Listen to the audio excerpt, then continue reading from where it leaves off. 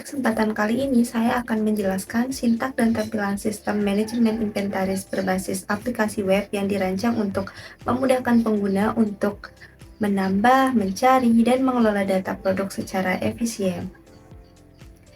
Pada aplikasi web kali ini terdiri dari dua bagian, yaitu bagian sebelah kanan dan bagian sebelah kiri, di mana bagian sebelah kanannya itu merupakan tampilan dari menu-menu yang ada di sebelah kiri. Nah, selanjutnya kita akan beralih ke Visual Studio Code. Pada baris ketiga, berfungsi untuk memasukkan atau menyertakan dan mengeksekusi file PHP lain ke dalam file saat ini. Baris keempat berfungsi untuk membuat nama aplikasi yang akan ditampilkan di bagian atas atau ditampilkan sebagai judulnya. Baris kelima ini berfungsi untuk mengamankan teks agar aman ditampilkan pada halaman web aplikasi. Nah, baris ke-6 sampai ke-8 ini digunakan untuk menentukan halaman mana yang sedang diakses dan menu apa yang aktif di aplikasi. Variabel $self menyimpan nama file PHP yang sedang dijalankan, sedangkan variabel $n membaca parameter dari URL untuk mengetahui menu apa yang sedang dipilih oleh user. Dan jika tidak ada, secara default akan menggunakan dashboard. Sedangkan $s sendiri membaca parameter s dari URL untuk menentukan submenu atau halaman spesifik yang ingin ditampilkan dengan default ringkasan. Dengan cara ini, aplikasi itu bisa menampilkan konten yang sesuai dengan menu atau submenu yang dipilih dan menandai menu itu aktif di sidebar. Baris ke-10 sampai ke-12 ini berfungsi agar tampilan sidebar itu menjadi dinamis. Baris 17 sampai 15 ini berfungsi untuk menghitung jumlah menu dan submenu dalam aplikasi. $total menu sama dengan count $routers menghitung berapa menu utama yang ada, misalnya dashboard dan produk. Sedangkan bagian for each-nya menghitung total submenu dari semua menu dengan menjumlahkan jumlah item di setiap menu. Jadi setelah kita jalankan, $total menu ini berisi jumlah menu utama dan $total sub ini berisi jumlah semua submenu. Baris 19 sampai baris 43 berfungsi konten digunakan untuk menampilkan halaman yang sesuai berdasarkan parameter yang diberikan. Misalkan yang kita punya adalah parameter $A menentukan halaman mana yang ingin ditampilkan, misalnya seperti ringkasan, daftar barang, statistik, grafik, atau transaksi. Di dalam fungsi, switch ini memeriksa nilai $A dan kemudian menggunakan include untuk memuat file PHP yang sesuai, sehingga konten di halaman muncul di bagian utama atau kita sebut sebagai main dari aplikasi. Jika nilai $A tidak sesuai dengan salah satu kasus yang ada, maka fungsinya itu akan menampilkan pesan 404 atau akan berisi bahwa halaman ini tidak ditemukan. Maka dengan cara ini aplikasi bisa menampilkan konten yang berbeda-beda hanya dengan satu file utama. Baris 48 sampai baris 131 file ini berisi CSS, yang dimana CSS ini berfungsi untuk mengatur tampilan pada aplikasi web, mengatur warna, mengatur tata letak, mengatur font, mengatur tampilan layar, dan lain sebagainya. Baris 133 sampai baris 156 berfungsi untuk membuat sidebar menu. Pada aplikasi web ini terdiri dari dua menu utama, yaitu menu dashboard dan menu produk. Setiap menu utama menggunakan elemen details dan summary, sehingga bisa diklik untuk membuka atau menutup submenu. Di dalam detail ada daftar UL atau kita biasa sebut dengan unordered list atau daftar tidak berurutan, berisi submenu, nilai variabel $n dan $s dari URL digunakan untuk menentukan apakah menu utama terbuka atau tidak, dan apakah submenu ini aktif, sehingga tampil dengan highlight. Contohnya ketika kita mengklik tombol ringkasan, maka menu dashboard terbuka dan submenu ringkasan akan diberi highlight, sedangkan menu lain akan tetap tertutup. Untuk melihat tampilannya, mari kita beralih ke hasil dari aplikasi web.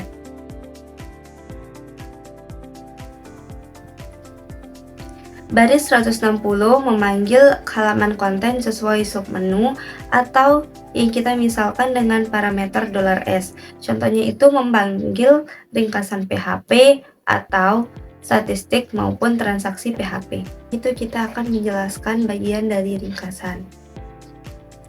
Pada baris ketiga ini digunakan untuk menunjukkan lokasi file barang JSON yang berisi data produk, dan pada baris keempat berfungsi untuk membaca data JSON dan menyimpan ke variabel $data.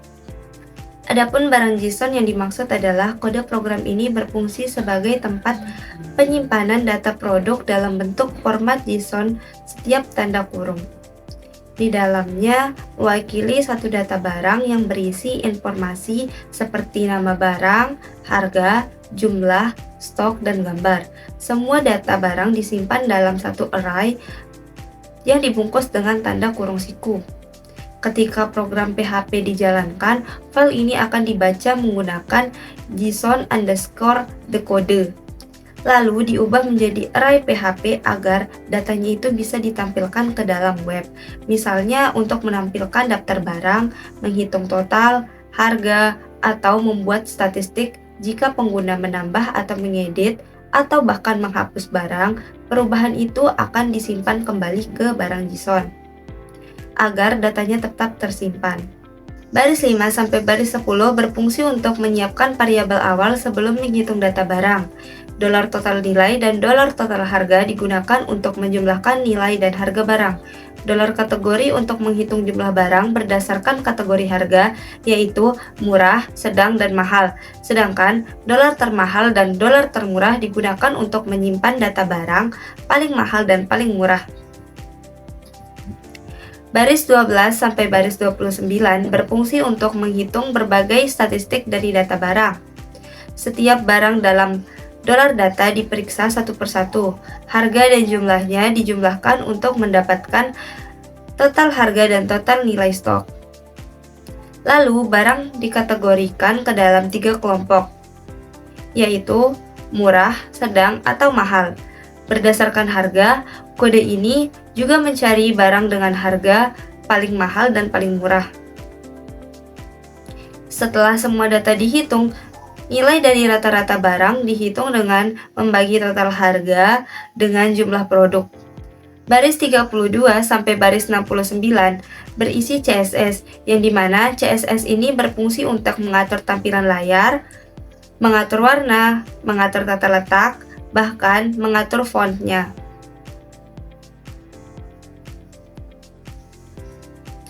Baris 71 sampai baris 117 menampilkan ringkasan data produk di halaman web. Jika belum ada data, maka akan muncul pesan belum ada data produk yang tersimpan. Namun jika ada, maka program akan menampilkan jumlah produk dalam tiap kategori harga, yaitu murah, sedang, dan mahal, total produk, total nilai stok, rata-rata harga, serta produk dengan harga paling mahal dan harga paling murah. Semua informasi ditampilkan dalam bentuk kotak atau kartu yang rapi dan berwarna agar mudah dibaca dan mudah dilihat. Baris 2-5 digunakan untuk membaca dan menyimpan data dari file barang JSON agar bisa digunakan dalam program. Pertama, variabel $file menyimpan lokasi file JSON yang berisi data barang. Lalu jika file tersebut belum ada, program otomatis membuat file baru berisi array kosong. Setelah itu, isi file dibaca dan diubah menjadi array PHP menggunakan JSON_decode, sehingga data JSON bisa diperoleh di dalam program terakhir. Jika hasil pembacaan bukan berupa array, misalnya filenya itu rusak atau kosong, maka $barang list diatur menjadi array kosong agar tidak menyebabkan error saat digunakan. Baris 6 berfungsi untuk mengecek apakah parameter edit di URL jika ada, nilai diambil dan diubah menjadi angka, lalu disimpan ke $edit_index. Jika tidak ada, nilai diberi -1 sebagai tanda bahwa tidak sedang mengedit. Baris 7 berfungsi untuk memeriksa apakah $edit_index bernilai valid, lebih atau sama dengan 0, dan apakah data barang dengan indeks itu memang ada di $barang list. Jika iya, maka data barang tersebut diambil dan disimpan ke $edit_data agar bisa ditampilkan ke form edit. Jika tidak ada, maka $edit_data disetting menjadi 0. Baris 8 sampai baris 13 digunakan untuk menambahkan data barang baru. Program mengecek apakah tombol tambah ditekan dengan melihat $_post tambah ada. Jika iya, maka data yang dikirim dari form seperti nama, harga, dan jumlah diambil. Nilai nama dibersihkan dari spasi menggunakan term dalam kurung, sedangkan harga dan jumlah diubah menjadi angka. Variabel $gambar disiapkan kosong, menampung nama file gambar jika ada yang diunggah nanti. Baris 15 sampai baris 24 berfungsi untuk mengelola upload gambar barang. Jika pengguna mengunggah gambar melalui form, maka program akan memastikan folder upload sudah ada. Jika belum, folder itu otomatis dibuat. Setelah itu, nama file gambar diambil dan disimpan di variabel $gambar. Lalu, file dipindahkan ke folder sementara, folder upload menggunakan move_uploaded_file. Namun, jika pengguna tidak mengunggah file, tapi menuliskan nama file secara manual di input, maka program akan tetap menyimpan nama file tersebut sebagai gambar barang. Baris 27 sampai baris 32 berfungsi untuk menambahkan data barang baru ke dalam daftar $barang list. Setelah pengguna mengisi form dan datanya diproses, program membuat array baru berisi informasi barang seperti nama, harga, jumlah, dan gambar.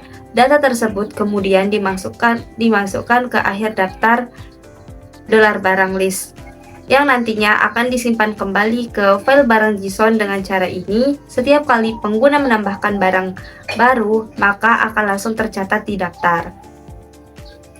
Baris 34 sampai baris 37 berfungsi untuk menyimpan perubahan data ke file JSON dan kemudian memuat ulang halaman.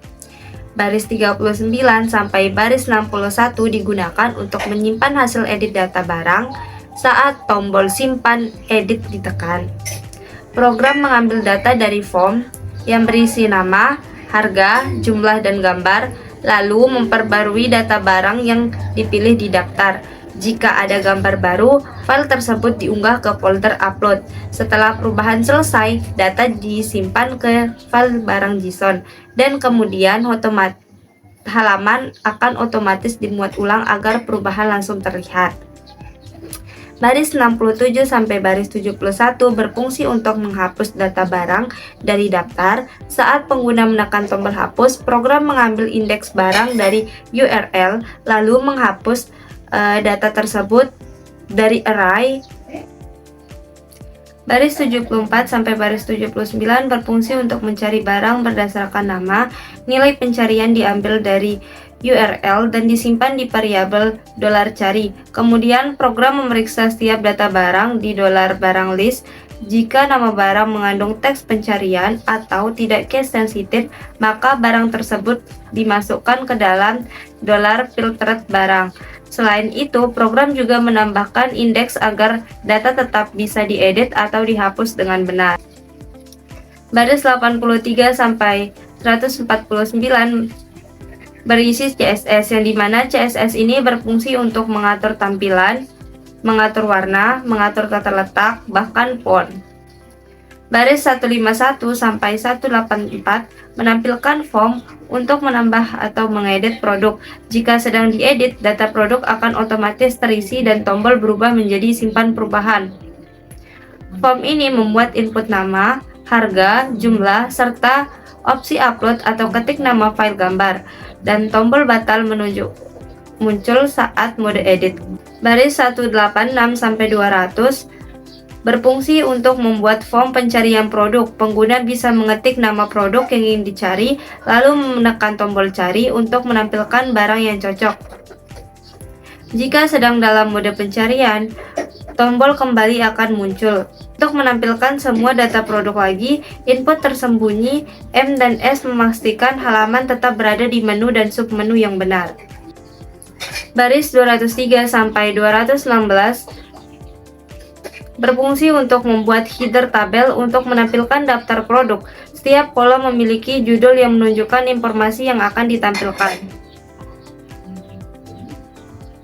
Baris 218 sampai 244 berfungsi untuk menampilkan isi tabel produk secara dinamis menggunakan data dari $filtered barang. Jika tidak ada data produk, maka akan muncul satu baris bertuliskan belum ada data produk. Namun jika ada data, program akan melakukan perulangan atau forge untuk setiap produk dan menampilkan informasi ke dalam baris tabel. Selain itu, variabel $promo menambahkan tulisan plus diskon pada baris genap sebagai contoh efek tambahan, dan $total digunakan untuk menghitung total nilai semua produk di tabel. Baris 246 berfungsi untuk menampilkan total harga dari semua produk yang sudah ditampilkan di tabel. Fungsi baris 9 sampai baris 12 berfungsi untuk membaca data transaksi. Di sini menggunakan transaksi JSON. Jika file transaksi belum ada, maka akan muncul tulisan belum ada data transaksi. Baris 15 sampai 18 berfungsi untuk mengambil data JSON transaksi. Jika file kosong, maka akan muncul tulisan tidak ada transaksi. Baris 20 sampai 23 berfungsi untuk menghitung total pendapatan per tanggal. Baris 25 sampai baris 29 berfungsi untuk mengambil format, yaitu format hari, tanggal, dan tahun. Menghitung total per transaksi, menjumlahkan per tanggal, serta menjumlahkan total keseluruhan. Baris 32 berfungsi untuk mengurutkan data per tanggal dari yang paling awal. Baris 34 sampai dengan baris 39 berfungsi untuk membuat paragraf. Selanjutnya kita akan beralih ke bagian transaksi. Baris ke-9 sampai baris ke-10 berfungsi untuk menyimpan transaksi di dalam file JSON. Jika file belum ada, maka akan otomatis dibuat. Baris 13 berfungsi untuk membaca data transaksi. Baris 16 sampai baris 23 berfungsi untuk menambahkan transaksi baru, yang dimana di sini disediakan tabel. Tabelnya itu terdiri dari ID, tanggal, nama barang, jumlah, dan harga. Baris 25 sampai baris 28 berfungsi untuk menambahkan transaksi baru ke array, menyimpan ke JSON, serta mendeteksi agar tidak terjadi submit ulang. 32 sampai baris 46 berfungsi untuk mengatur style untuk print, yang dimana di sini itu ada tombol hidden atau sembunyikan dan ada tampilkan. Baris 49 sampai baris 63 berfungsi untuk membuat form tambah transaksi, yang dimana terdiri dari nama barang. Nama barang ini tipenya itu teks, lalu ada jumlah dengan tipe number, lalu ada harga dengan tipe number, dan yang terakhir ada tombol submit. Baris 65 sampai baris 74 berfungsi untuk membuat tabel daftar transaksi, yang dimana yang terdiri dari nomor, tanggal, barang, jumlah, dan harga, serta total. Baris 76 sampai baris 90 berfungsi untuk mengurutkan tanggal transaksi, nama barang, jumlah barang, harga per unit, dan yang terakhir yaitu total. Baris 92 berfungsi untuk mengatur tombol statistik dan cetak. Baris 95 berfungsi untuk mengatur tombol cetak browser. Selanjutnya kita akan menjelaskan terkait grafik. Baris 9 sampai baris 10 berfungsi untuk membaca transaksi, yang dimana transaksinya itu berasal dari transaksi JSON. Jika file tidak ada, maka akan dibuat. Baris 15 sampai 17 berfungsi untuk mengecek data ada atau tidak. Baris 21 sampai baris 23 berfungsi untuk menghitung total pendapatan dan total transaksi. Baris 25 sampai baris 29 mengambil total transaksi berdasarkan tanggal, tahun, dan bulan. Baris 32 berfungsi untuk mengurutkan berdasarkan tanggal. Baris 35 sampai 40 berfungsi untuk menghitung total penjualan per produk. Baris 44 sampai baris 47 berfungsi untuk mengubah array menjadi grafik. Baris 50 sampai baris 52 berfungsi untuk mengurutkan produk berdasarkan penjualan tertinggi. Baris 64 sampai baris 90 berfungsi sebagai CSS, yang dimana CSS ini mengatur tampilan, warna, dan lain sebagainya. Baris 92 sampai baris 116 berfungsi untuk membuat paragraf. Baris 119 sampai baris 172 berfungsi untuk membuat tabel atau membuat grafik. Di sini itu data grafiknya diambil dari data PHP, di mana dibuat menjadi grafik pendapatan harian, grafik penjualan produk. Saya akan menjelaskan hasil program, di mana bagian menunya terdiri dari dua menu, yaitu dashboard dan produk. Dashboard terdiri dari dua submenu, yaitu ringkasan dan daftar barang. Produk terdiri dari tiga submenu, yaitu statistik, grafik, dan transaksi. Adapun tampilan dari ringkasan barang adalah sebagai berikut. Daftar barang terbagi menjadi tiga bagian, yaitu tambah produk, seri produk, dan daftar barang sendiri. Di sini bagian edit berfungsi ketika kita melakukan edit, kita bisa simpan perubahan atau batal. Selanjutnya di sini ada statistik. Statistik ini menampilkan grafik pendapatan harian berdasarkan transaksi. Selanjutnya ada grafik.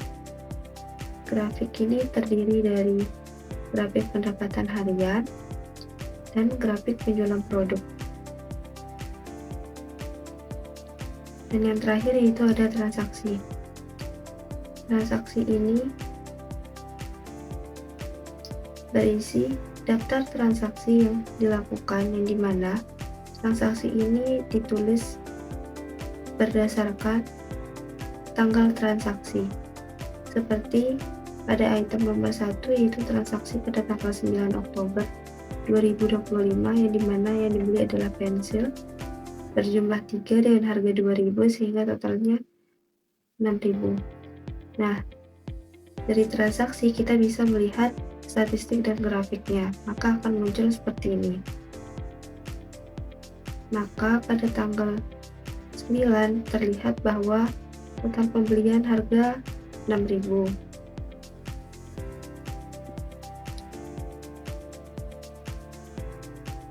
Pada bagian daftar transaksi juga kita bisa mencetak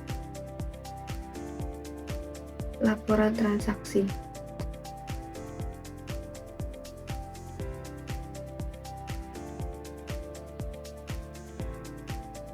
Mungkin itu saja yang dapat saya sampaikan. Terima kasih. Sekian dari saya. See you next time.